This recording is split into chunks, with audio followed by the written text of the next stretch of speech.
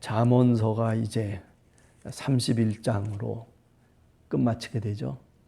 우리가 한 달이 31일이다 그렇게 생각을 해보면 하루하루 잠언을 읽고 묵상하면 그것이 참 우리에게 은혜가 되고 어떤 때는 우리 생활에 있어서 지침이 된다라고 저는 생각합니다. 그런 면에서 여러분들이 이제 잠언을 쭉 읽고 오늘 끝마치면서 특히 우리가 기억해야 될 것은 우리가 실생활 속에서 정말 어리석은 자로 살지 않고 믿음 있는 지혜자로 살기 위해서는 하나님의 말씀을 좀 더 깊이 묵상하는 우리 함께하는 교회 성도들이 되기를 간절히 원합니다. 오늘 잠언서 31장에 보면 여러 가지 이야기를 할 수 있겠지만은 그러나 한두 가지 한번 생각을 해보게 됩니다. 우선 5절에 보면 술을 마시다가 라고 돼 있어요. 술을 그냥 단순하게 마신다라고 하는 말이 아니고 술에 찌들어 버리는 거죠. 정말 곤드레 만드레 된 그런 어떤 상태를 지금 얘기하고 있습니다. 그렇게 되다 보면 법을 잊어버리고, 그죠? 하나님이 주신 법을 잊어버리고 또 공고한 자들의 송사를 굽게 할까 두려우니라. 자기 자신을 살피지 못하고 흐트러진 마음을 갖고 살게 되면 결국 어려운 사람들, 공고한 사람들에 대한 판단을 제대로 할 수가 없다라고 하는 거죠. 우리가 에베소서 5장 18절 같은 데도 보면 잘 아는 말씀 아닙니까? 술 취하지 말라. 이는 방탕한 것이요. 어떻게? 오히려 성령의 충만을 받으라. 그렇게 말씀하고 있거든요. 술 마시는 것이 그렇게 무슨 죄냐? 담배 피는 게 죄냐? 죄는 아니죠. 분명히. 그러나 적당하게 하는 것이 중요한 거죠. 술이 술을 부른다고 어떤 때는 이렇게 만취해가지고 그죠? 길거리를 소리치면서 다니고 또 그런가 하면 또 남 욕해대고 이런 일 저런 일들이 사실 많아가지고 자기의 어떤 삶의 자세를 흐트러버리고 그리고 오히려 여러 가지 어려운 일을 겪게 될 경우들이 많단 말이죠. 에베소서 5장 18절의 말씀을 오히려 우리는 믿음의 사람으로 더 깊이 경청해야 된다라고 생각합니다. 그러면 성령의 충만을 받으라고 말한 그 성령의 충만이 도대체 뭘까? 주님의 말씀을 잘 지키고 그리고 행하는 것을 의미하죠. 하나님 나라의 백성으로 살아가면 되는 겁니다. 책임 있는 신앙인으로 사회 속에서나 또는 가정 속에서나 그죠? 우리가 처해 있는 그 삶의 자리 속에서 기독교인으로 예수 그리스도를 믿는 믿음의 사람으로 세상의 소금이 되고 세상의 빛이 되어 살아가면 되는 것이죠.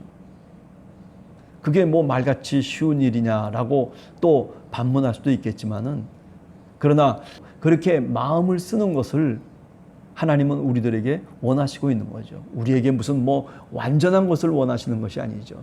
불완전하기 때문에, 부족하기 때문에, 어리석기 때문에 그래서 하나님을 붙잡고 하나님의 말씀을 기준으로 해서 내가 내 삶을 살아가는 것. 그게 바로 뭡니까? 성령의 충만함이에요. 무슨 성령의 충만함이 방언을 얘기하고 그리고 예언을 하고 무슨 병을 고치고 무슨 기적을 행하고 하는 것. 성령의 충만함이라고 하는 것은 예수 그리스도를 우리가 주님으로 믿고 그를 고백하며 그리고 세상 속에서 크리스찬으로 작은 예수로 살아가는 것을 의미하는 것이죠. 그러기 위해서는 우리가 해야 될 일들이 많잖아요. 또 우리 마음가짐이 어떠해야 될 것을 우리가 너무나도 성경을 통해서 잘 알잖아요. 우리가 산상수훈의 말씀을 가만히 읽어보면 그렇잖아요. 우리로 하여금 온전해져라라고 하는 그런 말씀을 하고 있는 이유가 뭐예요? 그것은 우리가 부족하기 때문이죠. 계속 끊임없이 애쓰기를 원하고 있는 거죠. 무슨 완전한 성인이 되기를 원하는 것이 결코 아니죠. 죄인임에도 불구하고 그래도 믿음으로 살려고 하고 하나님의 도움을 받기 위해서 무릎을 꿇고 주님 앞에 기도하고 그죠?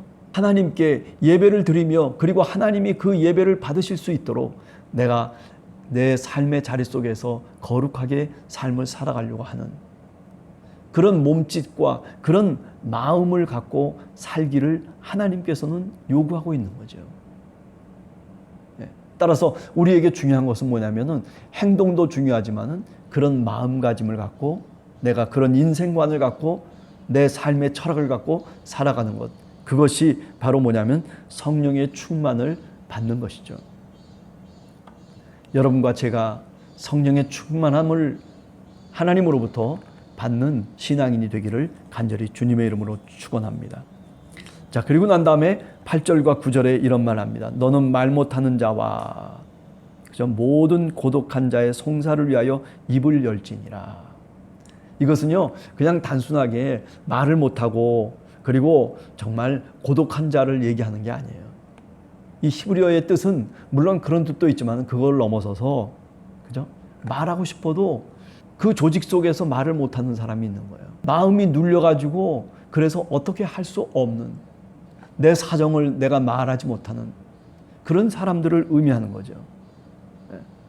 그들을 위해서 입을 열라는 거죠. 약한 자들을 위해서. 저는 이것이 교회의 태도라고 생각해요. 세상을 향해서 잘못된 것을 따끔하게 얘기할 수 있는 그런 교회가 하나님이 원하시는 주님의 교회죠. 이번에 아베를 그죠? 일본 정부가 어떻게 했어요? 국장으로 그 죽은 것을 장례를 치른다라고 했잖아요. 그런데 그것에 대해서 일본 기독교 협의회가 반대 성명을 했어요. 왜 반대 성명을 해요?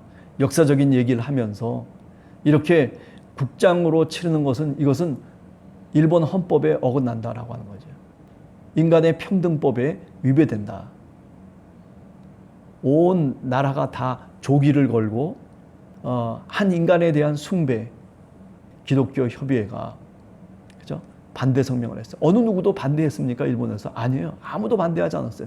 그런데 성경의 말씀을 통해서 이건 국장으로 치러져서는 안 된다는 거예요. 뭐 전쟁의 영웅도 아니고 2차 대전 때의 그 전범 가족 아닙니까?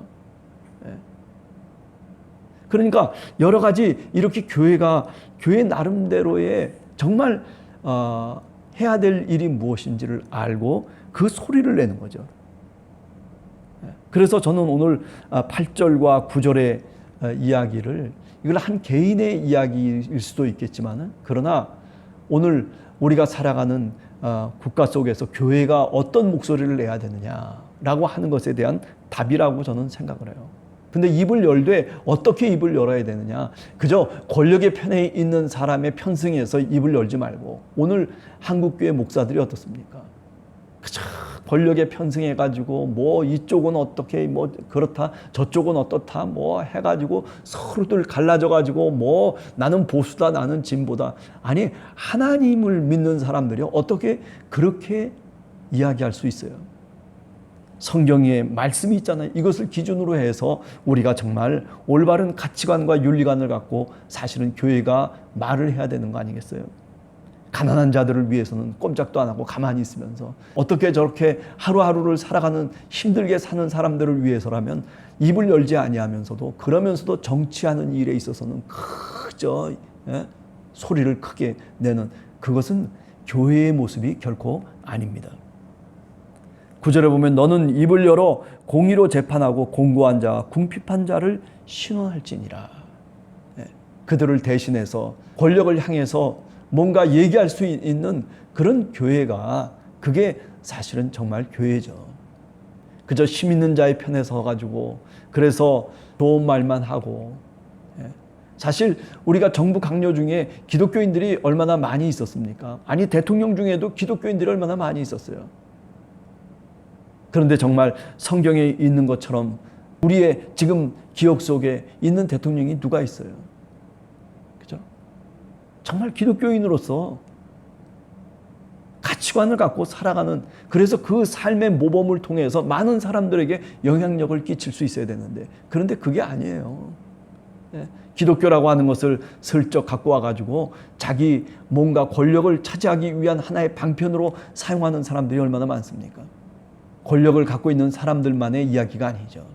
소위 목사들도 뭐 그런 일들을 얼마나 많이 벌렸습니까? 뭐 능력이 있다, 뭐 설교를 잘한다. 나중에 보면 자기 개인 주머니 차고 나가가지고 그래가지고 뭐 학교도 세우고 무슨 뭐 신문사도 세우고 뭐도 그래가지고 결국 자기 가족들 뱃속만 챙기는 그런 일들이 사실은 얼마나 많습니까? 그러면서도 그 속에서 신앙생활을 하면서 씩씩덕거리고 그리고 그 속에서 하나님 은혜 받았다라고 얘기하고 선지자적인 그런 어떤 입장에서 보면요, 정말 거짓 선지자들이 얼마나 많은지 몰라요. 자, 그 다음에 마지막으로 30절에 나오는 말씀이죠. 고운 것도 거짓되고 아름다운 것도 헛되나 오직 여호와를 경외하는 여자는 칭찬을 받을 것이냐. 이건 꼭 여자에 대한 얘기가 아니죠. 우리 신앙인들에 관련된 얘기죠. 뭐 이게 곱다, 아름답다, 뭐 눈으로 보이는 것, 손으로 만질 수 있는 것, 그리고 우리가 오감으로 느낄 수 있는 것에 취해서 살아가다 보면, 그러다 보면 하나님을 떠나는 경우들이 얼마나 많은지 모릅니다. 네. 우리가 세상을 살아가면서 신앙인으로 살아갈 때에 그래요. 세상은요, 사실 따지고 보면 헛된 거예요. 네. 인생이라고 하는 게 사실 헛된 거 아닙니까? 그죠? 80, 90까지 살면, 건강하게 살면 그렇게 살 수 있는데, 그런데 뭐 때문에 그렇게 아웅다웅하면서 그렇게 그냥 뭐 돈이라고 하는 것 때문에 그저 양심도 팔아버리고, 그리고 뭐 여러 가지 자기 자존심도 팔고, 사람이 사람을 구할 줄 알고 사람이 사람과 서로 같이 함께 나눌 줄 알아야 되는 것이 오늘 우리 사회의 모습이 되어야 되는데, 그런데 그렇습니까? 어떻게든지 서로 갈등을 일으키고 그래가지고 우리 편을 만들고 네 편이냐 내 편이냐 갈라치기 해버려가지고 그래가지고 서로들 그저 아웅다웅하면서 살아가는 이런 경쟁의 사회가, 이게 과연 정말 하나님이 원하시는 사회이냐 말이죠. 그건 아니죠. 물론 그렇기 때문에 하나님 나라가 분명히 있어야 되고 그리고 있다라고 우리는 굳게 믿는 거죠. 죽고 난 다음에 그죠? 부활의 세계가 왜 없겠습니까? 네. 그래요. 하나님 없고 그리고 또 다른 죽음 너머의 세계가 없다라고 우리가 만약에 단정한다면, 그렇다면 뭐 아무렇게나 사셔도 돼요. 그러나 정말 하나님이 있고 그리고 죽음 너머의 세계가 분명히 있다라고 우리가 그렇게 믿는다면, 아니 그렇게 생각을 한다면, 그렇다면 우리의 삶의 태도가 달라져야 되고 우리의 신앙의 삶이 달라져야 되고 우리의 인생관이 달라져야 되는 거예요. 하나님이 헤아리셔서 하나님 앞에 우리가 나간다면, 그렇다면 우리가 어떻게 하나님을 대할 수 있을까? 두렵고 떨리는 마음을 갖고 우리가 사실은 세상을 살아가야 마땅한데도 우리는 그렇게 살아가질 않아요. 그저 이 세상이 전부라고 생각하고, 그저 저 세상은 없다고 생각하면서 그러면서 이 땅에서 만족하는 걸로 그렇게 살아가는 오늘의 삶의 현실을 한 번 더 깊이 반성하면서 여러분들이나 저나 하나님을 경외하는 것이 믿음의 출발점이라고 하는 것을 우리가 다시 한번 생각하는 하루가 되시기를 간절히 원합니다.